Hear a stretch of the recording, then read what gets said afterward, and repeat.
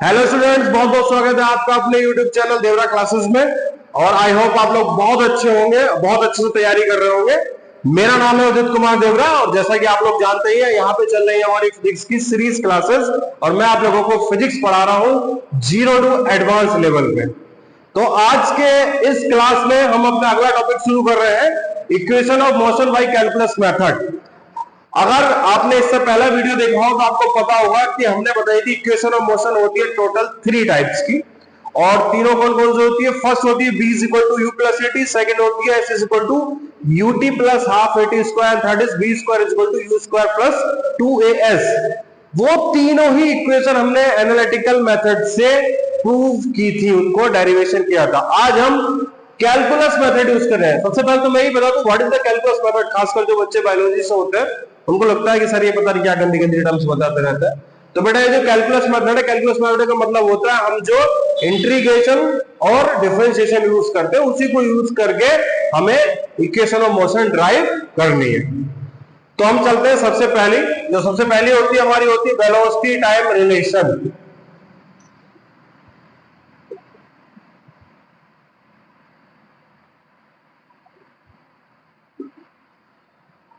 तो बेटा इसकी शुरुआत तो कुछ ऐसी कि ऑब्जेक्ट है ओ पे, वहां से वो चलता है किसी पॉइंट ए पे, उसकी वेलोसिटी है u और टाइम है t इक्वल टू 0, और किसी पॉइंट b पे वेलोसिटी है v और टाइम है t, यानी कि t1 is equal to t।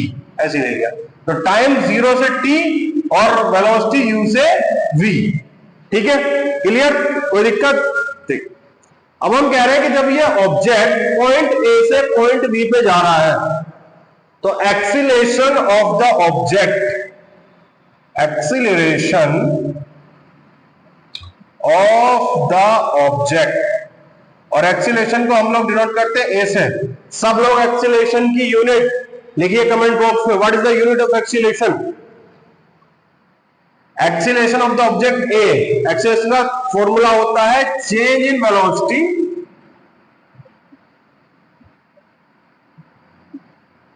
Divide by time interval.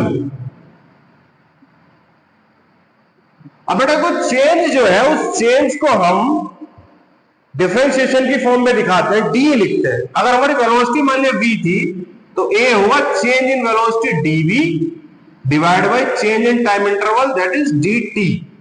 ठीक है, कहीं भी हमें चेंज दिखाना हो, टेम्परेचर डिफरेंस दिखाना हो तो d कैपिटल T, वेलोसिटी का चेंज दिखाना हो तो dv, इस तरह से लिखते हैं इसको। अब देखो, अब हम यहां पे ये लिख सकते हैं dv is equal to a dt। ठीक, अब क्या करेंगे हम, इंटीग्रेटिंग बोथ साइड्स, हम दोनों साइड से इंटीग्रेशन कर देंगे। इंटीग्रेशन करने के लिए सिंपल हमारा इंटीग्रेशन का ये साइन होता है a dt, बट यहां पे हमारा डेफिनेट इंटीग्रेशन है तो हमें लिमिट रखनी पड़ेगी, क्योंकि हमें पता है कि वेलोसिटी कहां से कहां चेंज हो रही है, u से v। टाइम कहां से कहां चेंज हो रहा है, 0 से t, तो वेलोसिटी यहां पे चेंज है तो u से v।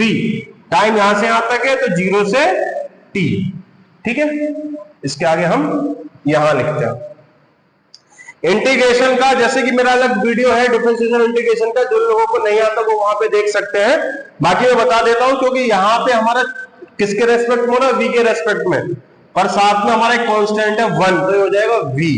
और क्योंकि इसकी लिमिट अपर माइनस लोअर, तो ये हो जाएगा v minus u is equal to, यहां पे देखेंगे तो a तो कांस्टेंट है तो a आ जाएगा बाहर, अंदर फिर बचेगा 1, तो 1 की जगह हो जाएगा t, पर लिमिट है उसकी भी t माइनस 0।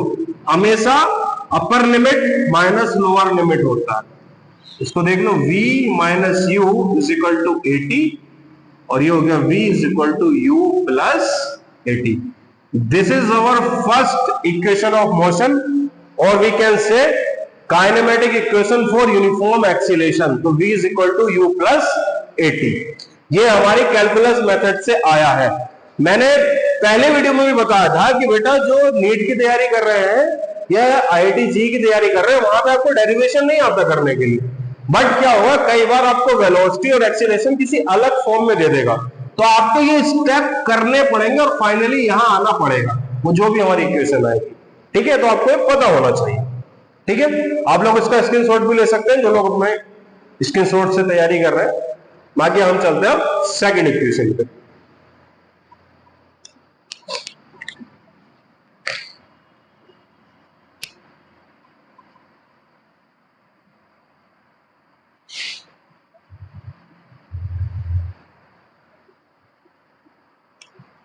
सेकंड इक्वेशन होती है डिस्टेंस टाइम रिलेशन, या पोजीशन टाइम एक ही बात है। डिस्टेंस टाइम रिलेशन, डिस्टेंस यही है कि अगर स्टार्टिंग से चला t इक्वल टू 0 पे, वो था हमारा x नॉट डिस्प्लेसमेंट, और t1 is equal to t पे डिस्प्लेसमेंट हो गया x1। कुछ भी ले सकते हैं, x नॉट ले सकते हैं, x नॉट x1 ले सकते हैं, वो आपकी इच्छा है। यहां वेलोसिटी u थी, यहां वेलोसिटी v होगी। ठीक, अब अगर हम निकालना चाहें कि यहां पे जो वेलोसिटी है एवरेज वेलोसिटी, तो वो क्या होगी, तो हम लिखे velocity of object equal to change in displacement या distance divide by time interval.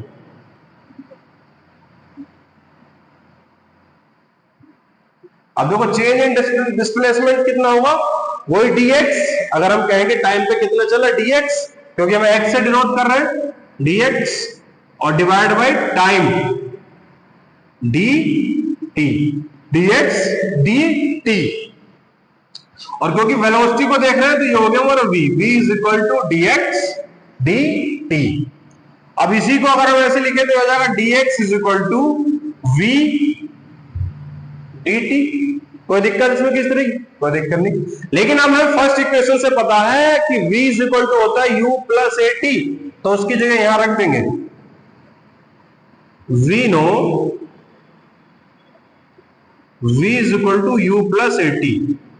यहां पे पुट करो तो ये हो जाएगा dx is equal to u plus at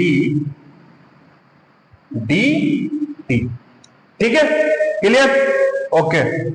अब वही इंटीग्रेशन बोथ साइड,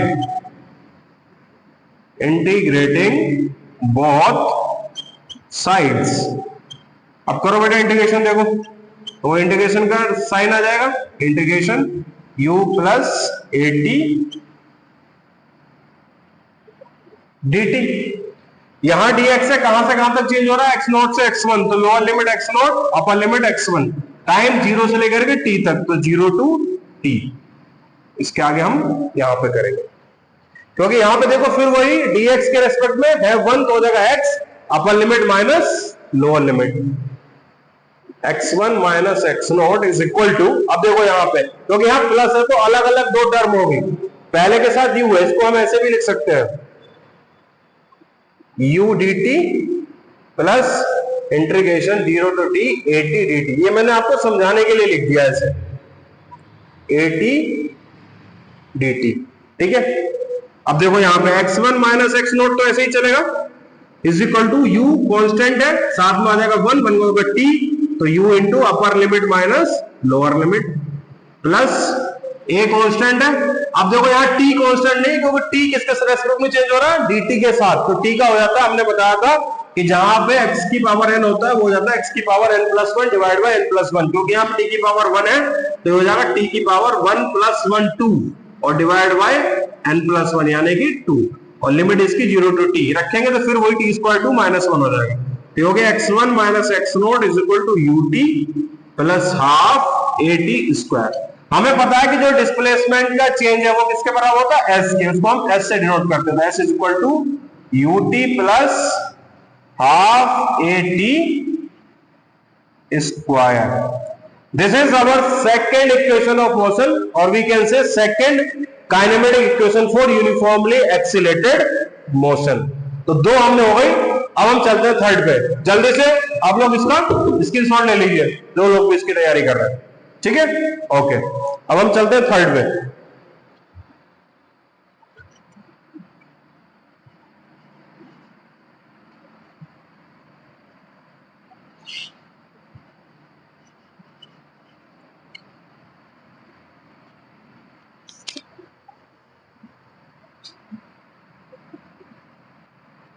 थर्ड होती है velocity displacement, velocity displacement relation. अब देखो वेलोसिटी डिस्प्लेसमेंट रिलेशन क्या है कि यहां पे हमारा वेलोसिटी भी होगा और साथ में डिस्प्लेसमेंट यानी कि एस भी होगा।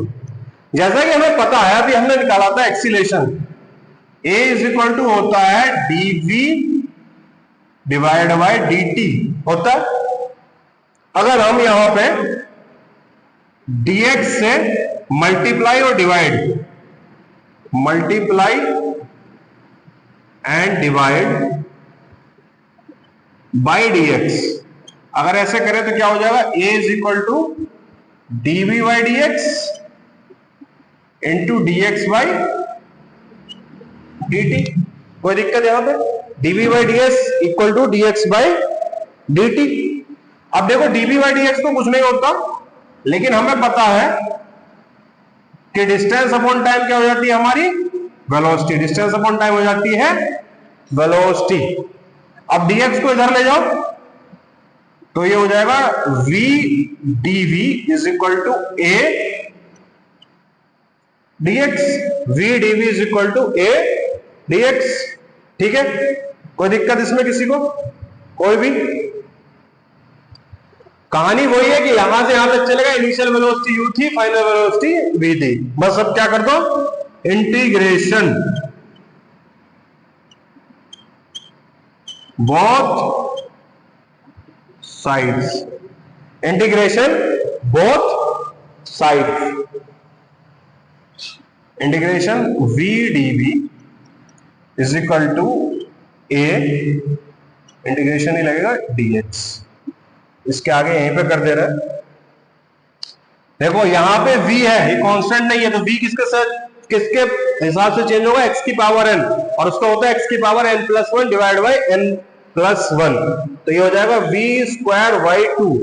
हमने यहां लिमिट नहीं लिखी, तो बेटा लिमिट लिखना जरूरी है, कहां से कहां तक वेलोसिटी चेंज हो रही है, u से v और डिस्प्लेसमेंट x0 से x1। तो v square by 2 u2 v is equal to a आ जाएगा बाहर, अंदर बचा 1, तो 1 तो बस लिमिट होगी upper limit minus lower limit. ठीक है, जब इसको रखेंगे तो हो जाएगा v square by 2 minus u square by 2, पहले upper limit minus lower limit is equal to a, और साथ में आ जाएगा s, तो क्या होता है x1 माइनस x0। अगर इसको 2 को इधर ले जाएं तो यहां बचेगा v square minus U square is equal to 2as। Okay, तो इस तरह से हमने तीनों इक्वेशंस एनालिटिकल मेथड से भी प्रूव की और कैलकुलस मेथड से भी प्रूव की। तो आप सब लोगों को ध्यान देने की जरूरत है, बहुत ही इंपॉर्टेंट चीज है। और इस वीडियो को पूरा देखें, पूरा देख करके अपनी एनालिसिस करें कि कौन सी ज्यादा अच्छी थी, एनालिटिकल वाली ज्यादा अच्छी थी या कैलकुलस वाली अच्छी थी। लेकिन दोनों ही मेथड आपके एग्जाम में यूज होंगे, चाहे कौन सा भी एग्जाम आप दे रहे हो। एक बार मैं इसका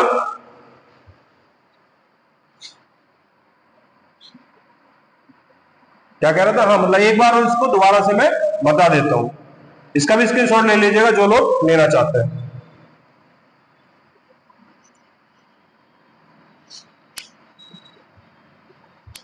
अब हमारे पास 3 इक्वेशन हो गई, देखो कौन कौन सी इक्वेशन हो गई, मैं लिख देता हूं एक बार। v is equal to you plus AT, second is s is equal to ut plus half AT square, and third is v square minus u square is equal to 2as। ये तीनों इक्वेशन है, हमने analytical method से भी पढ़ी और calculus method से भी पढ़ी। अब एक इसमें चीज आती है कि व्हेन एन ऑब्जेक्ट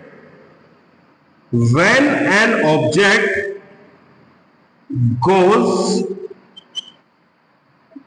upward और डाउनवर्ड,